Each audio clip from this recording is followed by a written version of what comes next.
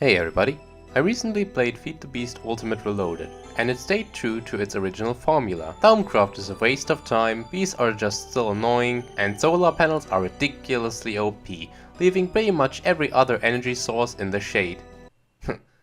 Get it? Shade. One thing I should mention before I get started is that I will be using renewable RF sources for this guide, so oil will be left out for now. Let's start out with gaining resources. Mining by yourself is unavoidable, and I recommend bringing a bag or any sort of inventory extension with you to carry more resources. You may ignore all the X stones or Thaumcraft crystals since they will be no use for us. After your first mining adventure, you can use turtles inside the mining dimension to gather resources passively. Simply use the excavate command or the tunnel command if you are looking for more specific ores. Just remember to chunk load your turtles because they will stop working if you leave them unloaded. Now that we have a good amount of resources, we can finally start building our first RF production. Since there aren't many RF based mods in FTB Ultimates, we are pretty limited, so we have to start out with Grassoline. Don't underestimate Grassoline for its simplicity, because this Mountain Dew looking stuff is going to carry us through the entire mid-game. Now to the actual setup. We'll start off by creating a 11 by 11 cactus farm panel. Now we need to place a block that can break cactuses in between them. In this case I used glass panels, but you can also use fences. You may notice that there is a wall going up around the farm. That one is actually important so items don't drop out of range later on. Now to collect the cactus we're going to use a vacuumulator. Simply place it in the middle one layer above the glass and you should be good to go. Now to create Grassoline we need 3 different machines. A sawmill, a magma crucible and a fractionating still. Now if you want to turn the Grassoline into RF we need compression dynamos. You will also need to supply water to the dynamo, which is easily done with an aqueous accumulator. Use an energy cell to regulate the output to our 3 machines to 80 RF per tick. Jumpstart this construction with a steam dynamo. And well, that's actually it. Well, in its base form at least. Math time! So we need 200 millibuckets of biocrude to create 100 Grassoline millibuckets, which costs 5000 RF per operation. One pulped bioplant creates 100 millibuckets of biocrude, which costs 4000 RF per operation, so 8000 RF per cycle. 4 cacti create 1 pulped bioplant, which costs 2000 RF per operation, so 4000 per cycle. Our total operation cost comes down to 17,000 RF per cycle. 1 bucket of Grassoline creates 800,000 RF in a basic dynamo. Divided by 10, that means we create 80,000 RF per 100 millibuckets of Grassoline, or 80,000 RF per cycle. Generated RF minus the total operation cost and we come down to 63,000 RF per cycle. Now this might sound like a lot, but there's a catch to this. It is the rate we generate those RF. 40 RF per tick is kinda low, but fortunately for us there is a compression dynamo specialization argument called additive manifold. Together with the reinforced upgrade and the argument we generate 1 million RF per bucket, or 83,000 per cycle. And this at a rate of 240 RF per tick per dynamo. The argument needs erothium dust, which needs blitz powder. Blitz can be found in deserts. Now we have our first RF generation cycle, but there is still a problem. It is still not enough. The logical answer to that would be just upgrade to resonant and add some auxiliary coils to it.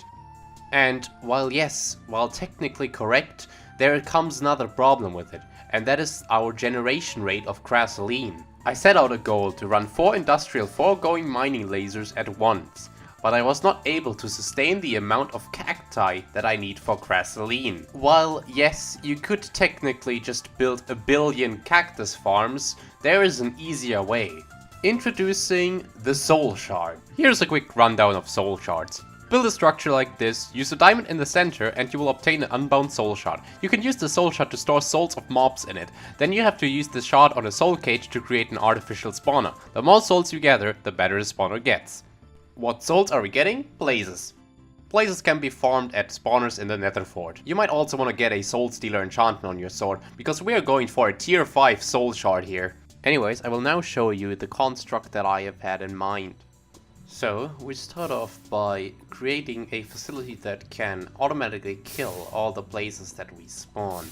Now for that we're actually going to use a mob crusher from my industrial foregoing, not Mind Factory Loaded. This is a pretty cheap one that also generates essence. You can actually use that to just duplicate mobs and get other soul shards with that. It's very useful. But that's not what we're all about. We're about the blaze rods that we're going to get from this. One thing I mention is that there is lava in there for reasons. You don't lose the items. Items are directly inserted into the mob crusher, but the reason is because of experience. If you don't have anything like a Thermcraft bottle that automatically sucks in all this experience, there are going to be experience orbs everywhere. They're going to start to drain your FPS, so be wary of that and don't kill your server. So the first thing we're going to do is we're going to sort out transmutation shards and sulfur. I just put them in the void chest. You can keep them if you want to, but we're all about the molten core and the blaze rods. Now I'm using a molecular assembler to turn the molten cores into blaze rods. It's just a side product. It's, I guess, free blaze rods, really. You can also keep them, but I find this pretty efficient. So as you can see, we're producing actually a good amount of blaze rods, even more than we're spending at this point. That is because I'm only using 3 steam dynamos, resonant ones, with the boiler conversion augment and a fuel catalyzer and 2 auxiliary transmission coils. I found this to be like the optimal one for using blaze rods. There may be other more efficient ways, but this is the one that I'm using and it works, so yeah. Now I'm directly inserting steam into these tanks. I have these tanks as a visualizer in case I am making less or more steam. Okay, I actually produce more steam than I'm using, so I have a quantum tank here. By the way, don't directly put this quantum tank into the way of these steam dynamos, because this quantum tank, one servo doesn't actually give out enough to power all these 5 ones. I know this one has like an automatic output, but that's also really slow compared to a resonant servo. So I'm using 3 resonant servos to put some extra steam in it.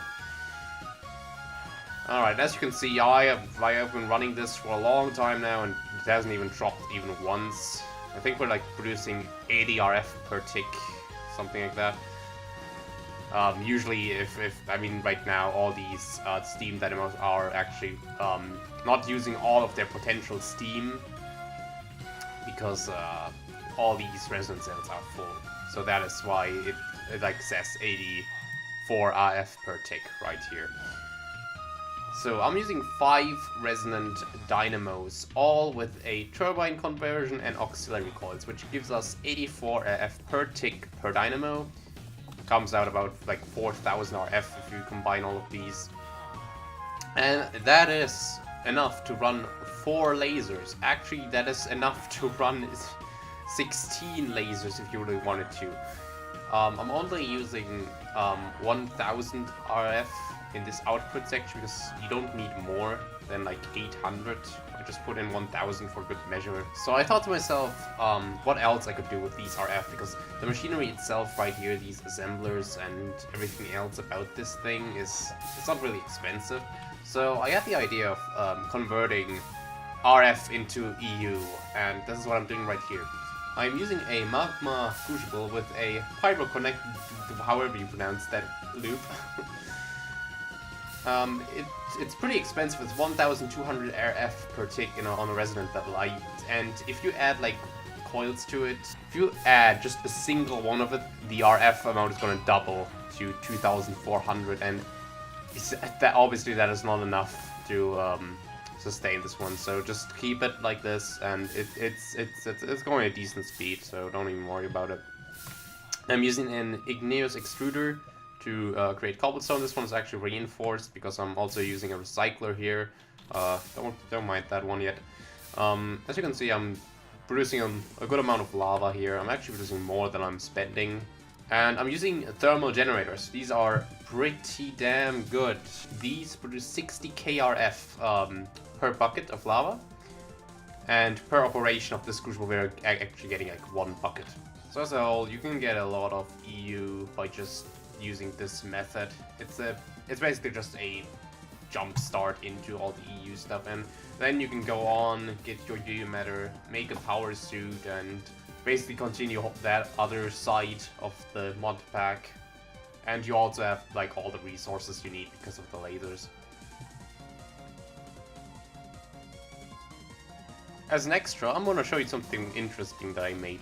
So, remember in my last video, I made a numismatic dynamo cycle here. And I did another cycle of these using the soul cage. So, there's a machine called the Village Trade Exchanger. And there's this recipe right here that is 9 leather for 1 emerald. You can finding all these villagers, I'm gonna show you in a second how to get all of these. But getting all this leather from a tier 5 cow spawner is really good. You also get beef while you're at it. And of course, mob essence. I set up a lot of these machines and I'm getting like a good amount of emeralds from this. And all of these are producing 960 RF, and I'm running 4 of these. You can probably run even more.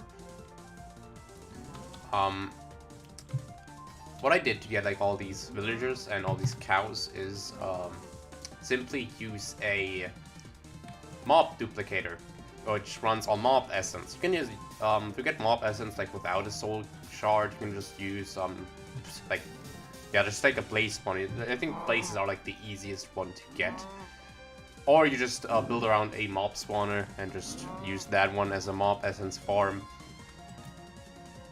It allows you to duplicate villagers, as you can see here. It's not a perfect duplication. They actually removed the feature of perfect duplication, but you just keep on like killing villagers until you get the right one.